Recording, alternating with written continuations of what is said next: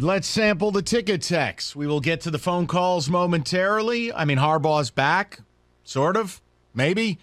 But my problem is, why the narrative? There's no NFL interest. Like, he didn't even get a real interview.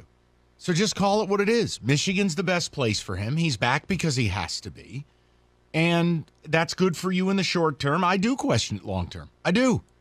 Because in the ever-changing landscape here, I don't think it's a good idea to start paying kids the way that Oregon or Miami or we saw A&M do. Michigan's already doing the things they need to do to retain their players, which is smart, right? But if you're not recruiting well, that's a red flag. And what is the only thing we could tie to you not recruiting well? Harbaugh's yearly ass-shaking dance with the NFL. So I just, spare me the my hearts at Michigan. Jim, nobody believes you. You were begging for a date, and nobody said yes. Wasn't his heart at Michigan last year? And the year before, too. I just, Rico, it's so tiresome. There's always got to be a narrative with U of M. There can't just be the truth. Because the uncomfortable truth is you don't love him, and he doesn't love you, but you're in it until the kids graduate high school. So simplistic, but so true. David, ticket text. Jim was never going to the NFL. It was a ploy to get more money and to soothe his ego. Great last 2 seasons, but 1-6 in bowl games. Bill from Romulus. Yeah, I mean, Billy, if you want to say it was a shakedown, that's fine. But I think it was more than that. When you do it 3 years in a row and you play the same card, it's pretty obvious there's a little truth to it. I'm 100% happy Harbaugh is back. Keep the Big Ten championships coming. If you aren't happy he's back, you're delusional. Okay. Well, hold on. No. I think you can be happy he's back, but upset in totality, meaning why can't you just commit to us? The league doesn't want you. Just commit to us. We have a good thing going. You live next to your dad. You get your awful haircut at Bo's Haircut Barber or whatever. Like, you're where you wanted to be, right? Mama's calling. And it's working. So by you doing this stuff, you're going to end the good times. Why are you hurting the place you love? See, but that's why I said what I said. Because I know he doesn't want to commit. I understand he doesn't want to commit. It's just like tax season. So many people are with the other person because of tax season. They're going to get the money from the person's tax return.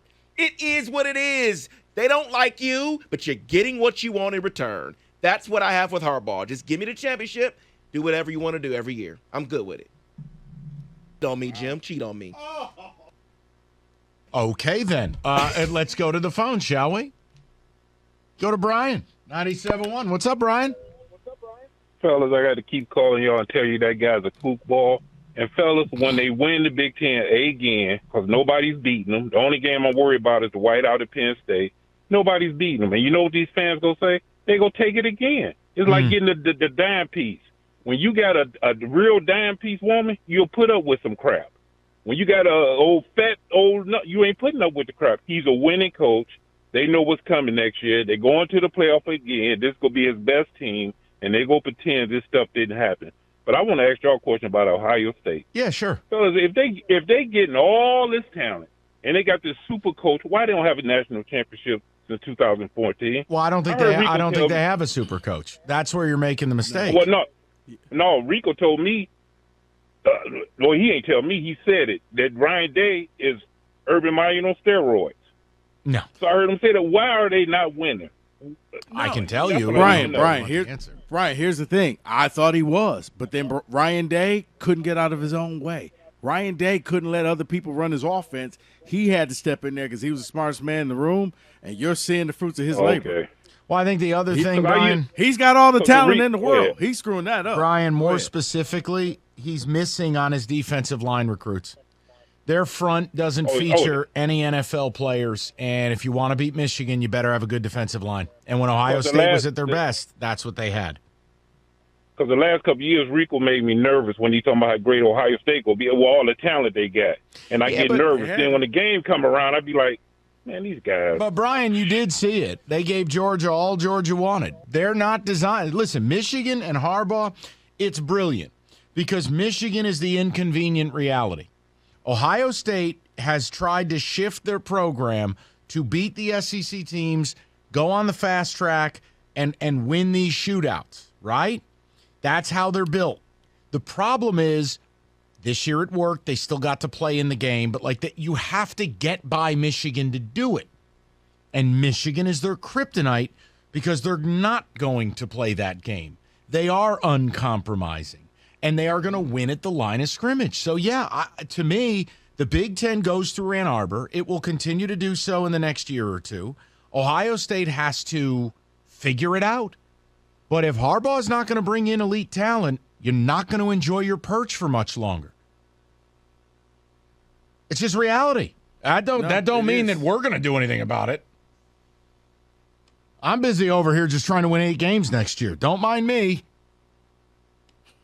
I'm serious. And David's got a great topic he wants to bring up about Tuck tomorrow that I'm actually looking forward to doing. No, you're not. I am. Because I told David, I don't think we can pull this topic off with Mike. You can. I'm very. I'll We tell can do it. David, what did I say? What did I say? He can't. You got to disconnect that board so that he can't hit the button. How about this? I promise you I won't touch that button. I will not touch it tomorrow. It accidentally just slip and play. Okay. Nah, I'll just make sure we get that in today. Yeah, it'll be the infamous Nick Saban. I did an interview in New York. That's Roberto actually hitting the button. No, I wouldn't do that to you. Nolan is up next. What's up, Nolan? Hey, guys. Thanks for taking the call. Yeah, buddy. Anyways, I called last week about if I thought Harbaugh would be back or not in the NFL, and I was wrong, apparently as of now. But that does propose a question to me.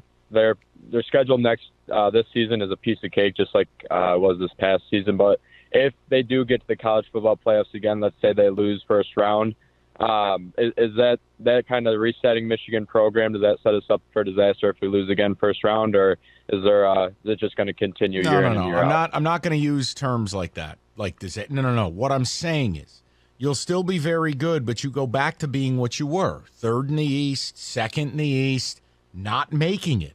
Because if you're not bringing in the talent, Rico's right, and I always defer to him on this stuff, Nolan, because he is a guy who cut his teeth in recruiting. If you're not getting the horses and you're going to try to live on the portal, it ain't going to work. And the recruiting's going backwards. So, yeah, you got a great team coming back this year. But what does that mean 2 years from now, 3 years from now, 4 years from now? That's the problem. Michigan should be, honest to God, Ohio State, the only reprieve they're getting is that Harbaugh is doing this dance every year, and it's hurting their ability to get the players. That's reality. Yeah, you'll see what happens. Can Brian Hartline finally call the plays? Because you're right, there's a disconnect. Ohio State is so focused on beating the SEC in the playoffs that they forgot they got to beat Michigan first, and they're not doing that. Well, and the other angle to it as well. You've gotten this great internship program with the Ravens assistants, with McDonald and Minter, etc. How long does that continue? What about Sharon Moore? How long until someone just hires him as a head coach? Like, those are real things. And when your coach is doing this dance every year, it doesn't help those things. That's the only point. No. And this is the time you should be sitting back saying, you know what, we played a great season. We were close. We're going to rebuild. Looking forward to spring practice. And for the second year in a row, you climbed that top of the mountain and you can't even say anything because you're worried about your coach.